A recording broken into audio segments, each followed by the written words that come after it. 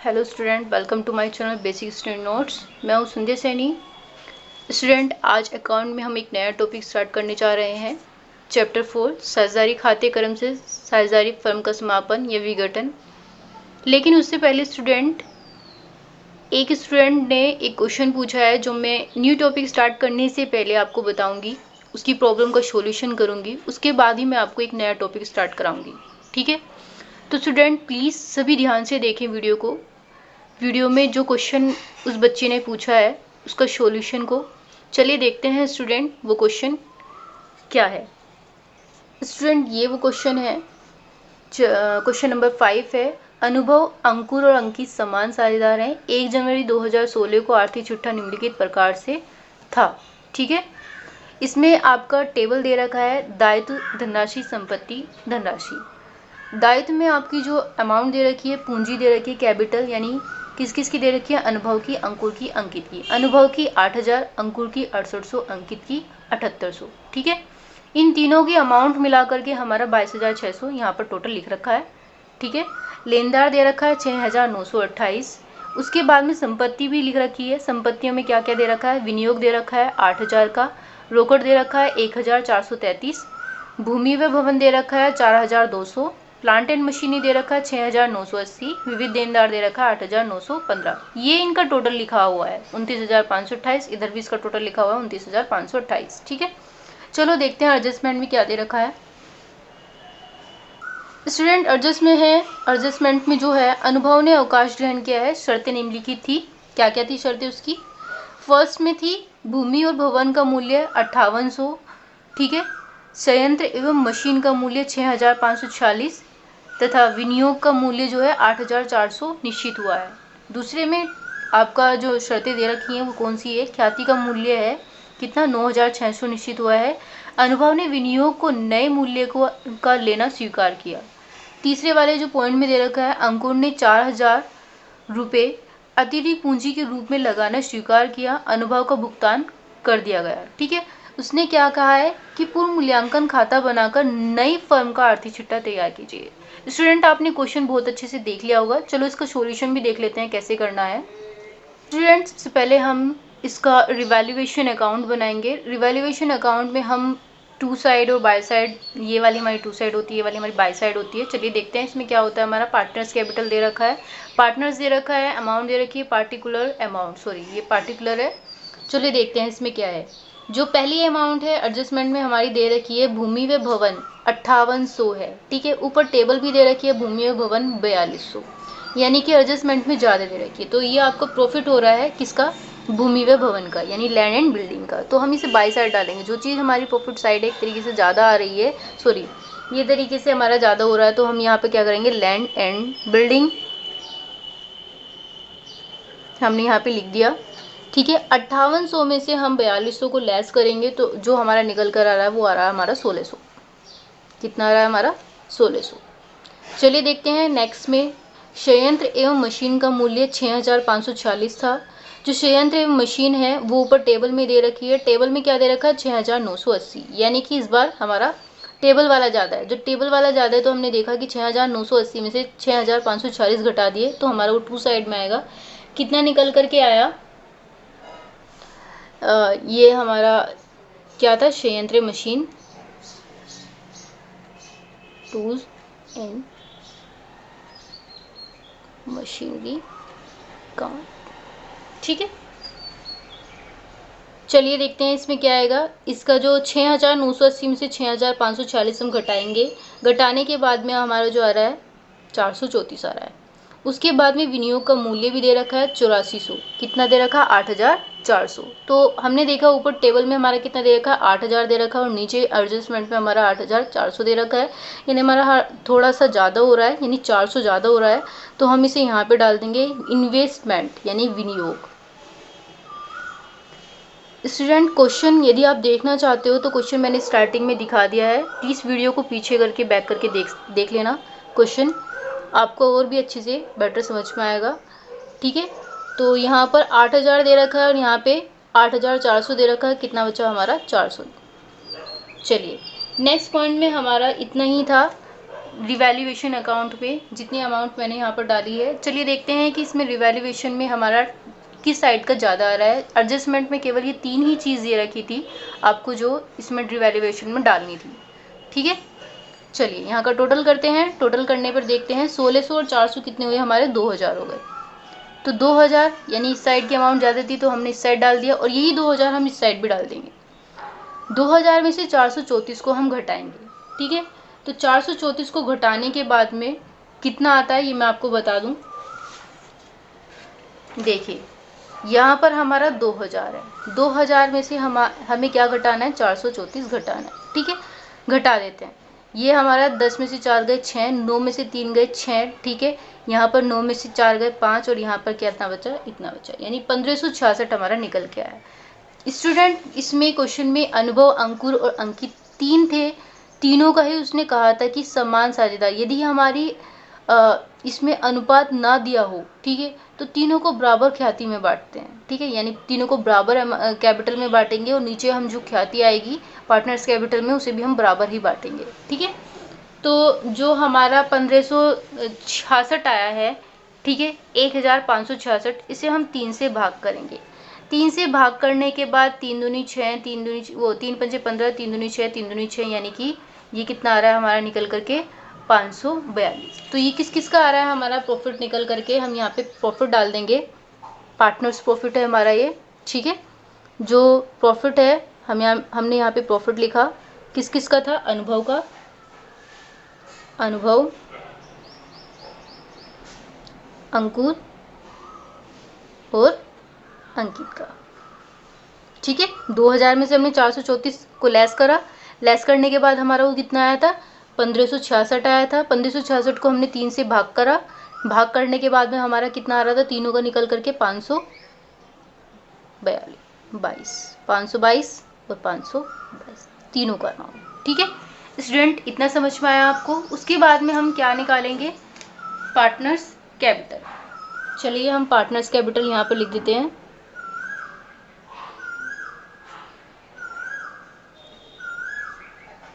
Partners capital में हम particulars, हमारा जितना भी विवरण है हम उसमें डालेंगे पहले। तो हमारा इसमें बैलेंस बीडी भी दे रखा है। याद रखना, टेबल में जो पूंजी दी हुई होती है अनुभव, अंकुर और अंकित की, वो हमारी बैलेंस बीडी के नाम से डाली जाती है। तो बाय बैलेंस बीडी, अनुभव की कितनी दे रखी थी, 8000 की, और अंकुर की 6800 और अंकित की 7800। ठीक है, हमारा प्रॉफिट निकल के आया था किसका, रिवैल्यूएशन का। रिवैल्यूएशन को हम शॉर्ट में लिख देते हैं आर, फिर यहाँ पर हम क्या लिखेंगे, प्रॉफिट। ठीक है, रिवैल्यूएशन थोड़ा बड़ा वर्ड हो जाता है और ये बाहर निकल जाता है, और हमारा क्या होता, ठीक नहीं होता बाहर निकालना। फिर उसके बाद में हम देखेंगे रिवैल्यूएशन प्रॉफिट हमारा अनुभव का कितना था, 522। इसका भी 522 ही था अंकुर का, और अंकित का भी 522 ही है। ठीक है स्टूडेंट, इतना आपको समझ में आया।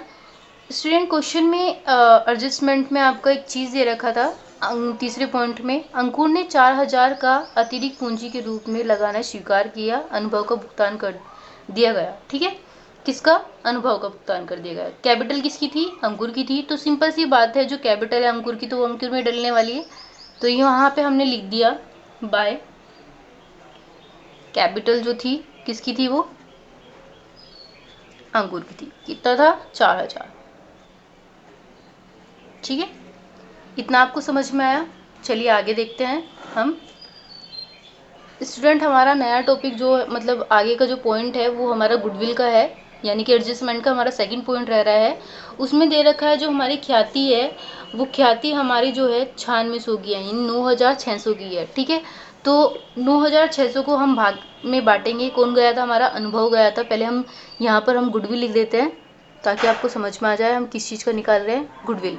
गुडविल हमारी उन पार्टनर्स में बांटी जाती है जो हमारा पहले छोड़ के गया। गुडविल पहले हमें देखते हैं, अनुभव ने अवकाश ग्रहण करा है तो अनुभव किस में बांटेंगे। ठीक है, तो हमारे जो रेशो थे मैंने आपको बताया था 1:1:1। ठीक है, 3 रेशो थे, तीनों को बराबर में भागों में बांटा। मान ले कि तीनों के पास 1:1 है। ठीक है, तो 1:1:1 यानी कि तीनों को ऐड कर दे तो कितना है, अनुपात योग 3। ठीक है, तो हमारा कितनी थी गुडविल, गुडविल थी हमारी 9600। उसमें हम 1/3 कर देंगे। किसकी गुडविल बांट रहे हैं पहले हम बताएं, ये हमारी अनुभव की है, याद रखना। अनुभव का कैपिटल निकाल रहे हैं। किसका निकाल रहे हैं हम? अनुभव का। चलिए, 3 तिया 9, 3 दूनी 6, 2 जीरो की 2 जीरो, ये कितना आया हमारा? 3200 आया। इतना समझ में आया? अब जो कैपिटल हमारा है 3200 जो निकल करके आया है, ये जो पॉइंट निकल करके आया है, ये किसका है? अनुभव का। हमें किसका निकालना है? बाकी बचा कुचा अंकुर और अंकित का। चलिए, अंकुर की जो कैपिटल है वो देख लेते हैं। अंकुर कैपिटल कितना दे रखा है? 3200। याद रखना, ये जो 3200 दे रखा है निकल के जो आया है अनुभव का कैपिटल, ये 3200 हमारा अंकुर और अंकित में बटेगा। ठीक है, तो मैंने कहा 2 पार्टनर थे, एक हमारा ये था, एक और एक कितना हो गया? 2 हो गया। कितना हो गया? 2 हो गया। ठीक है, तो सबसे पहले हम देखेंगे, तीनों को ही हमें बराबर बांटना था, तो एक और एक 2 हो गया। हम 2 यहाँ लिख दें, 2 से हम इसे भाग करते हैं 3200 को, 2 एकम 2, 2 छीक 12, 2 जीरो की 2 जीरो, तो हमारा कितना आया? 1600 निकल के आया। किसका कैपिटल निकल के आया? अंकुर का कैपिटल। ठीक ऐसे ही हमें अंकित का कैपिटल निकालना है। अंकित कैपिटल कितना है? अंकित का कैपिटल हमारा भाई किस में बांटेंगे हम? अनुभव के कैपिटल में। ठीक है, 3200 हमने यहाँ लिख दिया। बचा क्या हमारे पास? एक बचा, उसे भी हम 2 से भाग करेंगे, कितना आ जाएगा हमारा? 1600। ये हमारा, यानी कि हमारा दोनों इक्वल आ गया। ठीक है, हमने कहा बराबर भागों में बांटेंगे। अनुभव का हमारा 3200 आया, ये हमारा इतना आ गया। चलिए अब देखते हैं पार्टनर्स कैपिटल में डालना कैसे है। पार्टनर्स कैपिटल में मैंने आपको बताया था किसकी पार्टनर्स कैपिटल है? अंकुर की और अंकित की। ठीक है, तो यहाँ पर लिख देते हैं अंकुर कैपिटल, और यहाँ पर क्या लिखते हैं? अंकित कैपिटल। अंकुर का जो कैपिटल है वो दोनों ही अमाउंट किस में डालनी है? अनुभव के इसमें डालनी है, तो दोनों ही अमाउंट हमने अनुभव के इसमें डाल दी। चलिए देखते हैं टू साइड में हम क्या डालेंगे। टू साइड में भी हम बिल्कुल ऐसे ही करने वाले हैं। टू साइड में जो हम करेंगे, यानी कि जो अंकुर और अंकित है, इस बार हम अंकुर और अंकित के इसमें अमाउंट में डालेंगे अनुभव को छोड़ करके, क्योंकि अनुभव हमारा अवकाश ग्रहण करके गया है। ठीक है, तो हम यहाँ पर लिख देते हैं अनुभव कैपिटल। जो अनुभव का कैपिटल है वो किस किस में डलने वाला है? अंकुर की में और अंकित की में, दोनों की में 1600 1600। ठीक है स्टूडेंट, इतना समझ में आया? अब उसके बाद में एक टॉपिक और दे रखा था, अनुभव ने विनियोग को नए मूल्य पर लेना स्वीकार करा। ये आपका एडजस्टमेंट में दे रखा है, यानी ख्याति के सेकंड पॉइंट में ही है। पहले तो ये दे रखा था ख्याति का मूल्य 9600 निश्चित हुआ है। फिर उसके बाद में एक चीज और दे रखी है, अनुभव ने विनियोग का नया जो मूल्य है वो हमारा जो दे रखा है लेना स्वीकार किया। जो इन्वेस्टमेंट है वो हमारी इन्वेस्टमेंट है 8000 की। ठीक है, तो और जो नीचे दे रखी है एडजस्टमेंट में वो कितनी दे रखी है? 8400 की दे रखी है। कितनी दे रखी है? 8400 की। तो वो इन्वेस्टमेंट हमें पार्टनर्स कैपिटल में डालनी है, क्योंकि वो अनुभव के नाम से दे रखी है। ठीक है, तो अनुभव की इसमें डालनी है टू इन्वेस्टमेंट। इतना आपको समझ में आया? कितनी डालनी है? 8400। चलिए स्टूडेंट, इसको अब टोटल करते हैं। टोटल करके देखते हैं हमारा कितना आया है। जो हमारा टोटल है वो यहाँ पर लिख देंगे, 8522 1600 1600। जो उसका टोटल आ रहा है, टोटल कितना दे रखा है? 11722। ठीक है, फिर इसके बाद में है 6800 522 4000। इसका जो टोटल निकल करके आया है वो आया है 11322। ठीक है स्टूडेंट, अंकित का जो टोटल आया है 7800 और 522, ये हमारा हो गया 8372। 372, सॉरी ये 22 नहीं है स्टूडेंट, वो 72 नहीं है, ये 22 से आ रहा है हमारा निकल के टोटल करके। ठीक है, चलिए अब ये वाली अमाउंट हम इस साइड भी डाल देते हैं, 11722, 11322, 8322, क्योंकि हमें ये वाली अमाउंट घटानी है। इसमें से 8400 घटाना है। घटाने के बाद में हमें देखना है कि हमारा अनुभव जो गया है वो लोन कितना आया है उसका। ठीक है, तो यहाँ पे हम लोन लिख देते हैं। सबसे पहले हम यही निकाल लेते हैं अनुभव का ही। जो अनुभव का है 11722 में से 8400 हमने घटाए हैं, तो हमारा जो निकल कर आया है वो आया है 3322। ठीक है, चलिए अब देखते हैं 11322 को 1600 घटाते हैं। ये हमारा जो निकल कर आएगा वो बैलेंस किसके नाम से आएगा? सीडी के नाम से। चलिए 11,322 में से 1600 घटाएंगे तो हमारा आ रहा है 6,722। ठीक है, 9,722 ये आ रहा है 9,000। ठीक है, क्योंकि हमारा जो 11 है, ठीक है, यहाँ पे हासिल का जो गया था 10 हो गया, 10 में से 1 गया, कितना बचा 9। अब आता है 8,322 में से 1600 को हमने घटाया तो ये आ रहा है निकल करके 6,722। ठीक है स्टूडेंट, आपको इतना पार्टनर्स कैपिटल समझ में आ गया। चलिए देखते हैं नेक्स्ट पॉइंट में कैश अकाउंट कैसे बनेगा। स्टूडेंट, अब हमारा है कैश अकाउंट। कैश अकाउंट में जो दे रखा है वो क्या दे रखा है, टेबल में आपकी कैश कितनी दे रखी है 1,433। ये हमारा किस नाम से आएगा, बैलेंस के नाम से, बैलेंस बीडी के नाम से। कितना दे रखा है 1,433। ठीक है स्टूडेंट, अंकुर का जो लोन था, सॉरी कैपिटल थी, ठीक है, नीचे दे रखी है आपके एडजस्टमेंट में। एडजस्टमेंट में कितना दे रखा था, अंकुर की कैपिटल जो थी वो दे रखी थी आपकी 4,000 की। ठीक है स्टूडेंट, उसके बाद में आपका जो क्या नाम है, अंकुर का अनुभव का जो अनुभव गया था छुट्टी लेकर के, अवकाश ग्रहण करके, वो हमारा वो भी इसमें डलेगा। ठीक है, तो अनुभव का जो लोन था वो हमारा कितना था, बाई साइड कैश के नाम से आ जाएगा, क्योंकि वो आपकी उसकी धनराशि निकल के आई थी। ठीक है, कितनी थी हमारी 3,322। ठीक है स्टूडेंट, इतना आपको समझ में आया। चलिए अब इसका टोटल करके देखते हैं, टोटल इसका क्या आ रहा है। टोटल करने के बाद में हमारा आ रहा है, इधर का टोटल अमाउंट हमारी ज़्यादा दिखाई दे रही है। ठीक है, तो 4 और 1 5, ये आ रहा है हमारा 5,433। तो ये इस साइड भी हम लिख देते हैं। इसमें से यदि हम घटाएंगे, घटाने के बाद हमारा बैलेंस सीडी के नाम से आएगा। ठीक है, बैलेंस सीडी के नाम से आएगा। तो 5,433 में से 3,322 घटाएंगे तो हमारा ये निकल के आ रहा है 2,111। ठीक है, 2,111। चलिए बैलेंस शीट भी देख लेते हैं, बैलेंस शीट में क्या क्या डलना है।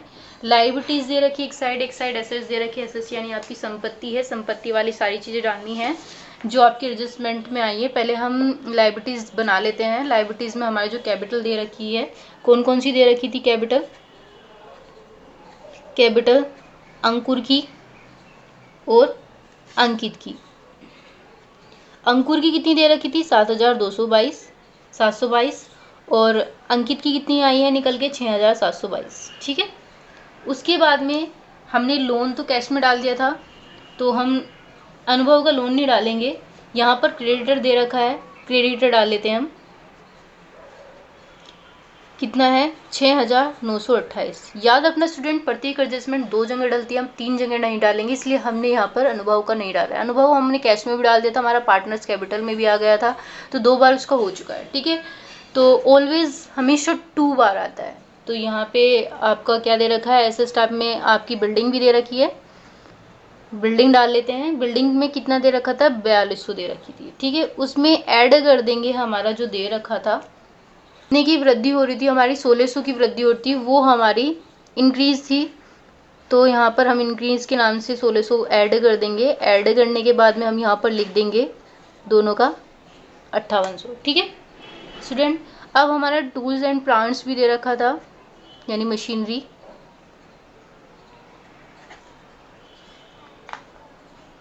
कितनी दे रखी थी हमारी, ये लिख देते हैं 6,546। चलिए डेटर भी दे रखा है, डेटर भी लिख देते हैं हम। अगर हमारा डेटर दे रखा है 8,915 का, और उसके बाद कैश दे रखा है, कैश हमारा कितना दे रखा है 2,111, यानी कैश हमारा निकल के आया था, तो हमने ऊपर देख लिया। फिर उसके बाद में अब हम इसका टोटल करके देखते हैं, टोटल हमारा कितना है। टोटल देखते हैं, अंकुर, अंकित और क्रेडिटर्स यहाँ पर कितना दे रखा है 9,722, 6,722 और 6,928। इसका टोटल जो निकल करके आ रहा है हमारा स्टूडेंट, वो आ रहा है 23,372। ठीक है, उसके बाद में हम जो टोटल करेंगे, किसका करेंगे, एसेस का करेंगे। एसेस का जो टोटल है 5,800, 6,540, 8,915, 2,111, ये भी हमारा टोटल इक्वल आ रहा है। ठीक है, 23,372। अब हमने देखा दोनों साइड इक्वल्स आ रहा है, तो हमारी बैलेंस शीट हमारी पूरी कंप्लीट हो गई है, यानी क्वेश्चन बिल्कुल करेक्ट है हमारा। ठीक है स्टूडेंट, जिन्हें ये क्वेश्चन समझ में नहीं आ रहा था उन्होंने ये क्वेश्चन बहुत अच्छे से समझ लिया होगा। चलिए स्टूडेंट, अगर आपको वीडियो अच्छी लग रही है तो लाइक ज़रूर करते रहिए। ठीक है, चलिए स्टूडेंट, हमारा आज का नया टॉपिक और बताना था हमें।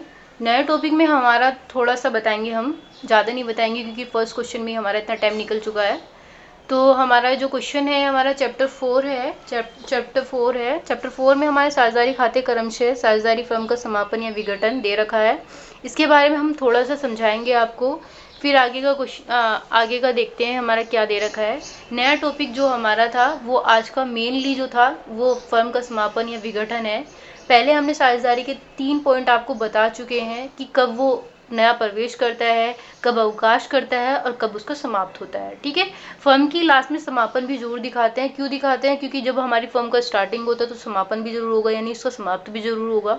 ठीक है, तो हमारा जो यहाँ पर दे रखा है, साझेदारी फर्म के विघटन से आशय फर्म का अस्तित्व समाप्त होने से है। ठीक है, इतना पॉइंट मैंने आपको ऊपर ही बता दिया था, यानी कि फर्म का लास्ट करना है, कि उसका अस्तित्व समाप्त करना है, उसको ख़त्म करना है। कैसे करना है कि जब हमारा कंपनी ओपन होती है तो हमें उसे लास्ट में भी बंद करना होता है। अब दे रखा है, अन्य शब्दों में फर्म के समापन से तात्पर्य फर्म के सभी साझेदारों के मध्य साझेदारी के समाप्त होने से साथ साथ फर्म का व्यवसाय बंद हो जाता है। ठीक है, कैसे? जब हम कोई फर्म का समापन करते हैं, कोई भी साझेदार उसके मध्य साझेदारी करने के लिए आ जाता है तो उसको समाप्त करने में लगा रहता है, तो व्यवसाय बंद हो जाता है उससे। ठीक है, तथा फर्म की समस्त संपत्तियों को बेचकर क्या करते हैं, प्राप्त राशि समस्त दायित्वों के भुगतान में कर लिया जाता है। ठीक है, जो राशि आपको प्राप्त होती है वो आप बेचते हो, फिर उसका भुगतान एक दूसरे में करते हो। ठीक है, दायित्व में करते हो, तो और अंत में समस्त साझेदारों को भुगतान कर दिया जाता है। दायित्व में यानी पार्टनर जितने भी होंगे उसमें बांटा जाएगा, सिंपल सी बात है। तो आप इसमें ऐसे बांट दोगे और अंत में समस्त साझेदार जो भुगतान करते हैं उनको दे दिए जाते हैं। चलिए स्टूडेंट, एक पॉइंट और है जो मैं आपको बताऊंगी, बस ये लास्ट पॉइंट है आपका, साझेदारी फर्म का समापन, अंत या विघटन की दशाएं। ठीक है, साझेदारी फर्म का समापन किस कंडीशन में होता है, उसकी क्या क्या चीज़ें हैं वो मैं आपको बताना चाहती हूँ। मैंने यहाँ पर एक सर्कल बनाया है जिस सर्कल के द्वारा मैं आपको बताऊंगी। ठीक है स्टूडेंट, इस सर्कल में मैं आपको बताऊंगी कि साझेदारी कैसे समापन करता है और उसका अंत और विघटन की दशा किस कंडीशन में होती है।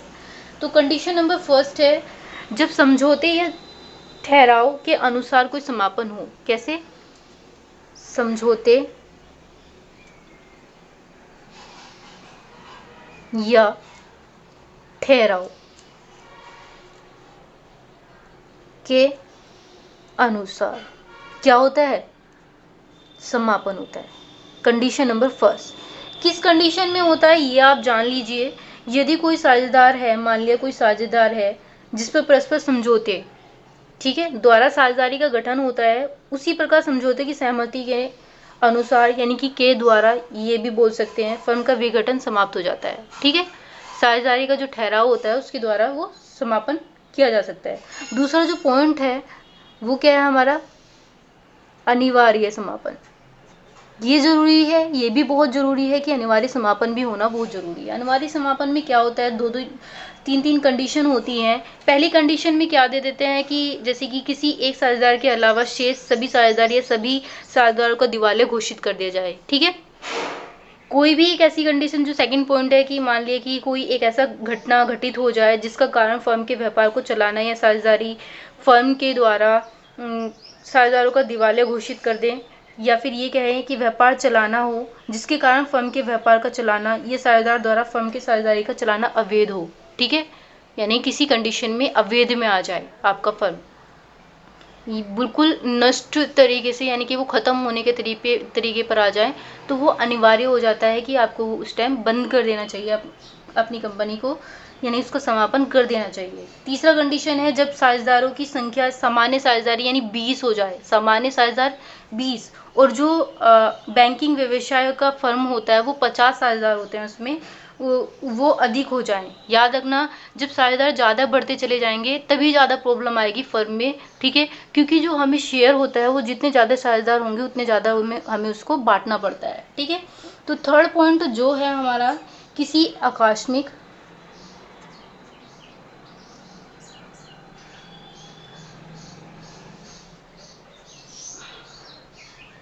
घटना के घटित होने का समापन। ठीक है, अब ये भी पॉइंट है किसी आकस्मिक घटना के घटित होने का समापन। अब घटना कैसे हो सकती है भाई? घटना तो तभी होगी जब किसी आकस्मिक घटना के घटित हो जाने पर फर्म का विघटन हो जाए। जैसे कि मान लो किसी निश्चित उद्देश्य, कार्य, उपक्रम या उपक्रमों का पूरा हो जाना, या फिर निर्धारित अवधि का समाप्त हो जाना, या किसी साझेदार की मृत्यु हो जाना, ठीक है, या उसको दिवालिया घोषित कर देना, तभी इस फर्म में कोई आकस्मिक घटना होती है। जब कोई साझेदार, सिंपल सी बात है भाई, उसकी मृत्यु हो जाएगी तो फर्म जो मेन है वो तो जो मेन है वो मर जाएगा, उसकी मृत्यु हो जाएगी, तो वो तो सिंपल सी बात है, आपका समापन हो जाएगा, यानी फर्म का। ठीक है, जो फर्म का समापन है वो हो जाएगा। ये कंडीशन ऐसी ऐसी आती हैं। ठीक है, कंडीशन नंबर 4 यानी सूचना द्वारा समापन। अब सूचना द्वारा समापन कैसे होता है ये भी देख लेते हैं।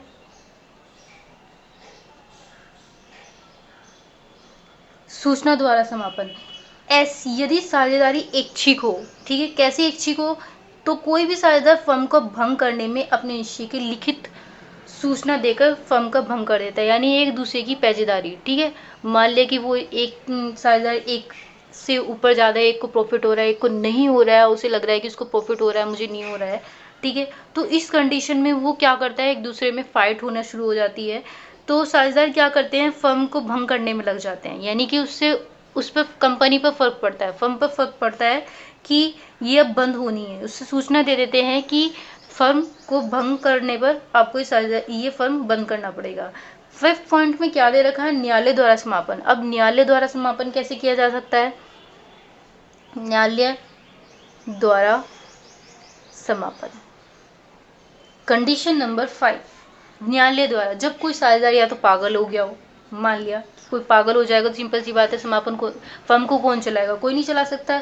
यदि वाद प्रस्तुत करने वाला साझेदार के अलावा अन्य कोई साझेदार के रूप में अपने कर्तव्य पालन करने की स्थायी रूप में अयोग्य हो, ये बोल सकते हैं।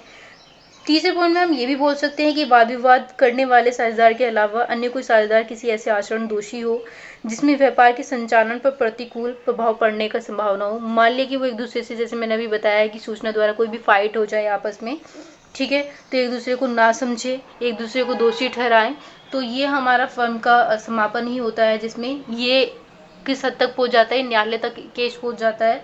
फिर उसके बाद चौथा जो पॉइंट आपका जो है वो ये है कि जो यदि वाद विवाद प्रस्तुत करने वाला साझेदार के अलावा अन्य कोई साझेदार जानबूझकर या फिर लगातार फर्म के प्रबंध या व्यापार का संचालन संबंधी अनुबंध को भंग कर दे। ठीक है, कोई जानबूझकर इन चीज़ों को करता है कि जिससे फर्म बंद हो जाए, तो कंडीशन ऐसी ऐसी आती हैं जिससे हमें फर्म बंद ही करना पड़ता है। तो मैंने आपको 5 पॉइंट ऐसे बताए हैं जो बहुत ही ज़्यादा इंपॉर्टेंट है। इसमें आपको ये जो क्वेश्चन बन के भी आ जाता है, लेंथी क्वेश्चन बन के आ जाता है कि फर्म का समापन और अंत का विघटन की दशाएं में बताइए कि किस कंडीशन में फर्म बंद किया जा सकता है। ठीक है, कौन कौन सी कंडीशन है? तो ये 5 कंडीशन है, पहली, दूसरी, तीसरी, चौथी, पांचवी, जिन्हें आप वहां पर दिखा सकते हैं। ठीक है, ये पांचों कंडीशन आपको बहुत अच्छे से याद रखनी है, किस कंडीशन में आप फर्म को बंद कर सकते हैं। ठीक है, तो ये स्टूडेंट आज का ही बस आपको इतना ही समझाया जा रहा है। समझाने के साथ में आपको ये दशाएं भी बहुत अच्छे से समझा दी गई है। ठीक है, हाँ हाँ जरूर। ये न्यायालय द्वारा जो समापन है, इसमें जो आपको करना है, न्यायालय की बहुत सारे पॉइंट्स होते हैं, जैसे वाद विवाद करने वाले साझेदार के अलावा अन्य किसी साझेदार ने फर्म में अपने हित को तीसरे पक्षकार को दे दिया हो, किसी और को, मान ले तीसरा पक्ष, साझेदार जितना ज़्यादा बढ़ेगा न्यायालय उतना ही, साझेदार जितना ज़्यादा बढ़ेगा फर्म का समापन उतना ही जल्दी होगा, क्योंकि हमें अपना शेयर बांटना पड़ता है। ठीक है, अपनी पूंजी कैपिटल उसको भी बांटनी पड़ती है। ठीक है, 50,000 आपकी सैलरी है, उस सैलरी में आप एक और पार्टनर को जोड़ दे, फिर एक और पार्टनर को जोड़ दे, तो आपका तो पूंजी कैपिटल कम हो जाएगा, जिससे हमारा समापन होना ज़रूरी है। समापन हम करते ही हैं, फिर हम क्या करते हैं, आपस में साझेदार के हित में पक्षपार करते हैं, हस्तांतरित करते हैं। यदि फर्म का व्यापार केवल हानि उठाकर ही चालू रखा जा रहा है, भाई अगर आप फर्म का हानि में चल रहा है, आपकी फर्म हानि में चल रही है और उसमें भी आप चला रहे हो, बेचारे जानबूझ के मजबूरी में चला रहे हो कि आपको फर्म चलाना ही है, उसके बावजूद आपको हानि हो रही है, तो आप किस कंडीशन में इस दशा को आगे बढ़ा सकते हो? इसकी कंडीशन कैसे आगे, मतलब फर्म को कैसे चला सकते हो? नहीं चला सकते। जब कोई उचित या न्यायपूर्ण आधार जिस फर्म को भंग कर दे, तो ये ऐसी ऐसी कंडीशन है कि जो विघटन को बंद कर देती है, फर्म का विघटन कर ही देती है। विघटन यानी कि आपका रियलाइजेशन, ठीक है। रियलाइजेशंस में आपका रिवैल्यूएशन, इसको रिवैल्यूएशन भी बोल सकते हैं, ठीक है। तो हमारा ये कंडीशन आती रहती है। तो स्टूडेंट अब आपको समझ में आ गया होगा। स्टूडेंट यदि आपको हमारी वीडियो पसंद आ रही है तो प्लीज़ लाइक ज़रूर करते रहिए और वीडियो को जितना ज़्यादा हो उसको शेयर ज़रूर कीजिए, ठीक है, ताकि औरों को भी आपके ज़रिए पता चलता रहे, ठीक है। तो स्टूडेंट प्लीज़ इसे सब्सक्राइब भी करिए, ठीक है। कमेंट बॉक्स में ज़रूर बताइएगा कि वीडियो कैसी लगी। Thank you.